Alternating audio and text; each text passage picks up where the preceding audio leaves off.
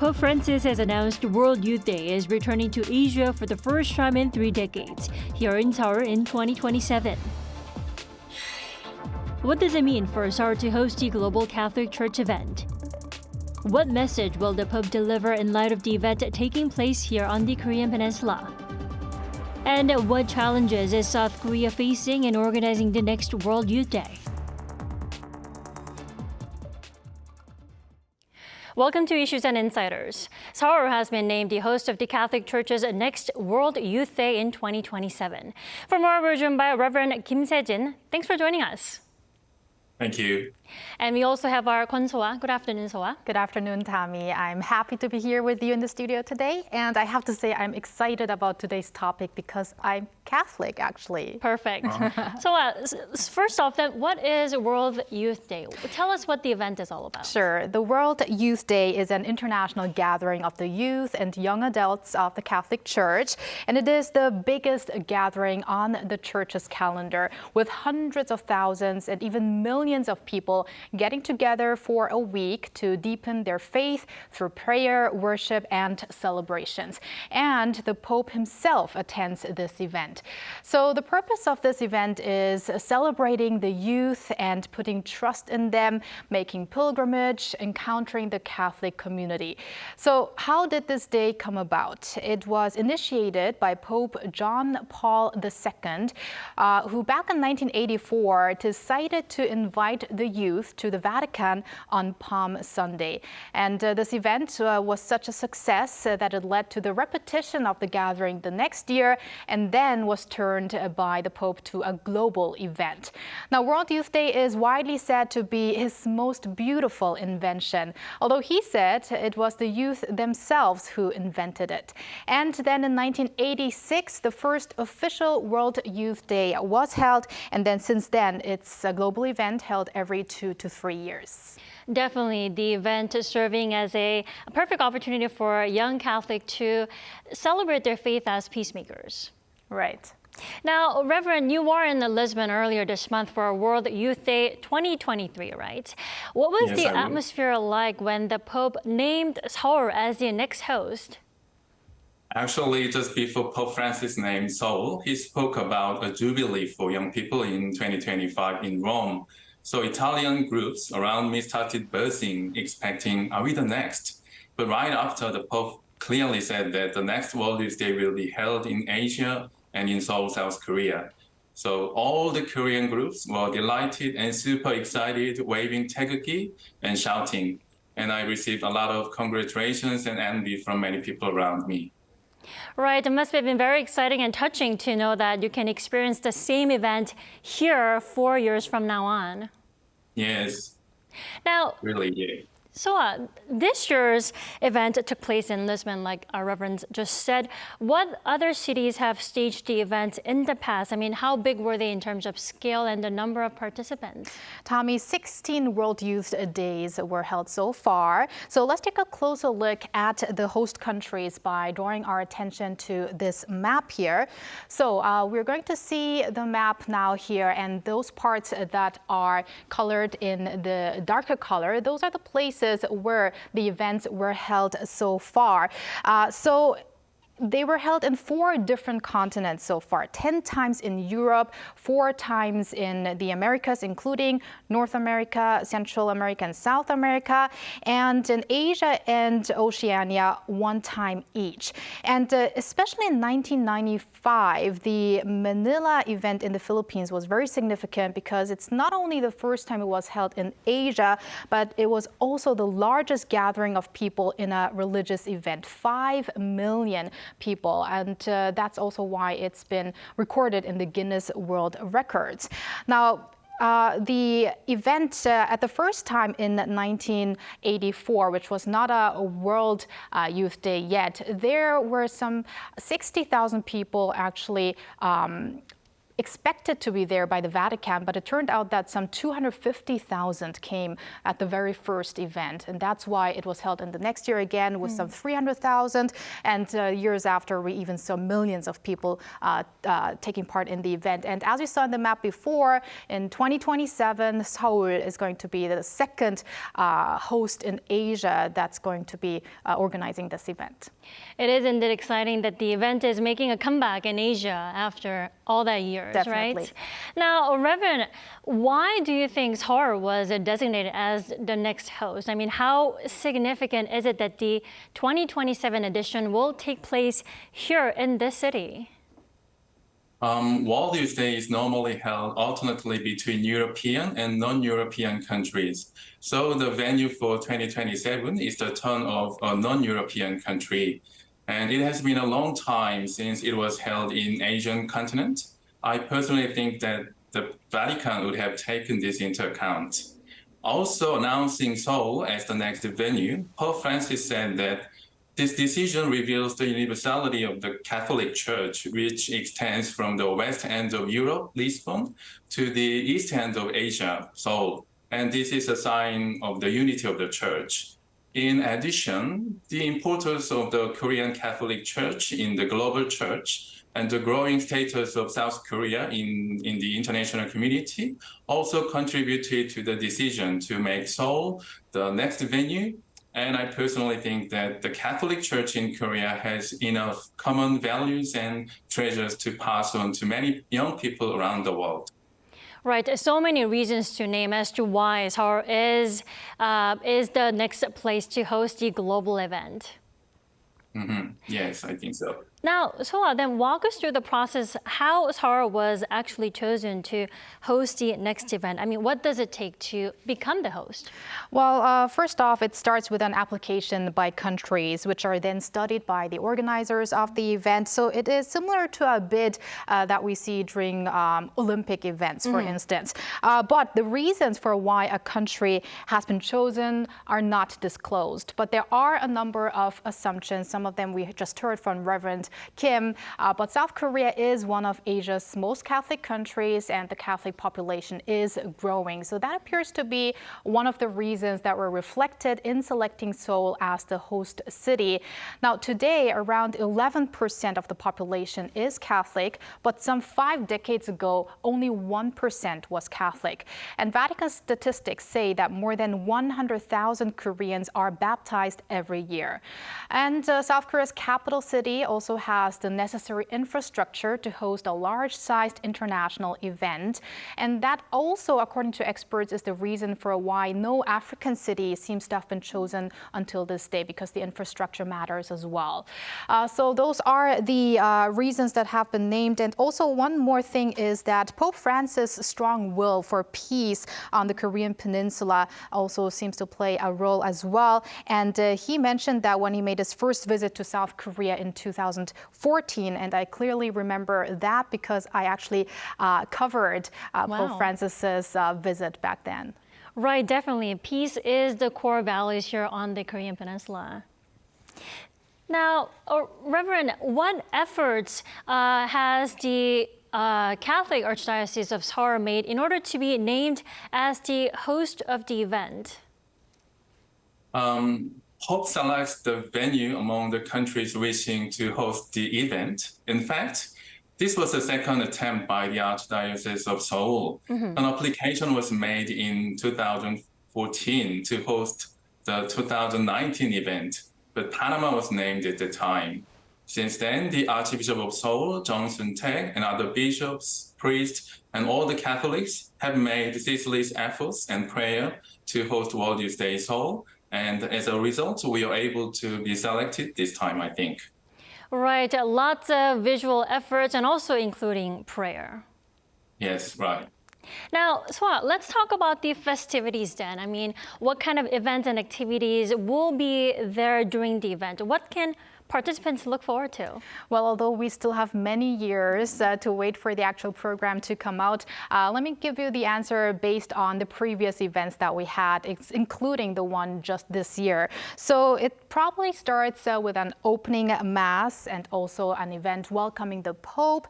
And there are also catechetical sessions or religious instructions with bishops in all kinds of languages held for around 3 days. And the iconic Way of the Cross event, where the Pope joins as well, can be expected as well. It's also known as the Jubilee Cross, the Pilgrim Cross, or Youth Cross, which is transported from Rome. And the Church's youth has been entrusted to carry it throughout the world as a symbol of the love of Christ. And on the eve of the closing of the event, there's the evening vigil where the youth prays throughout the night, and cultural ceremonies are also held as well, which can include concerts, talks, exhibits, etc. Now, 2027 is likely to involve K-pop stars as well, or maybe also traditional Korean music performances. Now, the closing ceremonies include a morning prayer, and also one thing that's mentioned a lot, which is very moving, is the homestay part, because these young people are staying at host families, and it's really moving and touching when they say goodbye to each other after this 1 week event. Right, those touching moments, and also the K-pop concert, those will definitely keep them busy and entertained. Definitely. Now, Reverend, I heard the 60 event in Lisbon was full of events and activities. Now, I have to ask you, any particular moments or events in Lisbon that stood out to you? I mean, any memorable scenes? Actually, this was my first time participating in World Youth Day. I think the most memorable scene was probably the pure passion that young people showed at every moment and the dedicated service for others. I was really touched, and I hope that this amazing passion and energy can be conveyed to young people in Korea again in 2027. I really hope so. Definitely much energy, enthusiasm and passion. Now, Soa, then the question is, how is the World Youth Day event more than just a religious event? I mean, what kind of a cultural or societal influence does this event carry globally? Well, for one, World Youth Day welcomes everyone. It is an event organized by the Catholic Church, but the non-Catholic youth is invited as well, making World Youth Day a universal, popular gathering for young people from all kinds of backgrounds. In fact, when Pope John Paul II launched the day, it was done alongside the United Nations proclamation of an International Year of Youth. And apart from sharing the Catholicism experience, this event allows participants to experience different cultures and traditions. Also, the event raises the awareness about issues and challenges that young people around the world are facing and aims to promote their potential in shaping the future of the world. So what could be also addressed is climate change issues or poverty, world peace, so any issues that the world has to tackle, but especially the youth, because they are the future of the world. And I also want to mention that the target age of this event is 18 to 35, but actually anyone is welcomed, young or old. Nice. So all the global interests, concerns, topics that can be inviting anybody from all around the world. Exactly. Now, Reverend, the Pope himself is set to visit the South Korean capital as well. Now, that will be his second visit to the country after he came in 2014, like Soa mentioned. Now, Yes. In what way is his visit meaningful? I mean, what message can we expect from him in Seoul? As confirmed during the last visit in 2014, many Koreans were impressed by the Pope's visit to the marginalized, the poor, and the excluded in Korean society. In this way, I believe that the Pope's visit will bring comfort to the Korean people and serve as a driving force for the people who have suffered by many difficulties in our society to move forward again. And the Pope himself, not only in Lisbon this time, but also in his usual speeches, has emphasized fraternity, listening, and living together. It was emphasized that as the COVID-19 pandemic proved, mankind on the same boat cannot reach a safe harbor alone, and only when everyone works together can weather the storm. In addition, it is hoped that the Pope's visit to Korea, South Korea, as a symbol of peace, will increase the international community's interest in the inter-Korean issue and serve as a catalyst for complete peace in the Korean Peninsula. Indeed, raising awareness of peace and peacemaking here on the Korean Peninsula, that's quite meaningful. Now, Soa, it's not just the Pope coming to Korea. We're expecting up to 1 million people to gather here in Seoul, with 200,000 to 300,000 foreigners making it here. Now, how much of an economic impact should we expect from this event?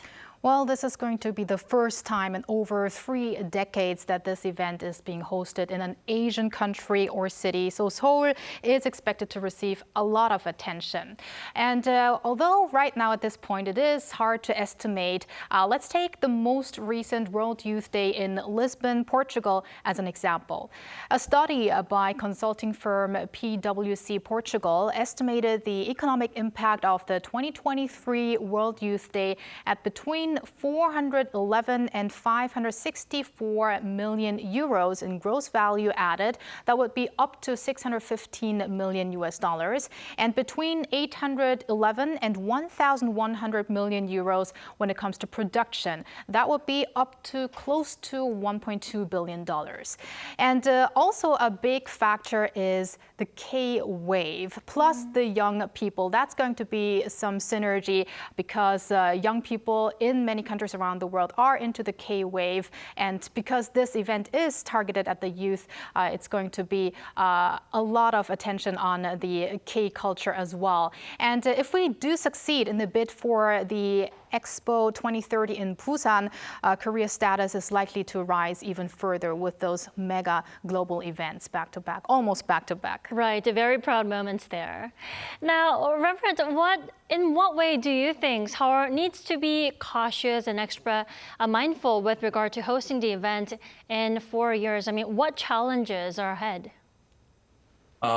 For a safe and successful event, consultations and cooperation with not only the Holy See, but also the government of South Korea, Seoul Metropolitan Government, local governments across the country, and safety and security officials are essentially required. In addition, since many young people from all over the world gather together, congestion and inconvenience may occur. So we look forward to a warm welcome and understanding from the citizens of Seoul and all Koreans as well. Definitely. Now, so the 2027 edition will take place around this time of the year, right? When it's going to be just as hot or even warmer in 4 years, unfortunately.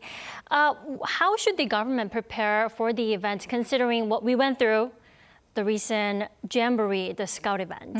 Well, this World Youth Day is conventionally held in July or August. So in most countries, it's always the hottest season when this event takes place. And as you said, we just completed a challenging World Scout Jamboree event due to the heat wave as well as a typhoon, which are always difficult to predict.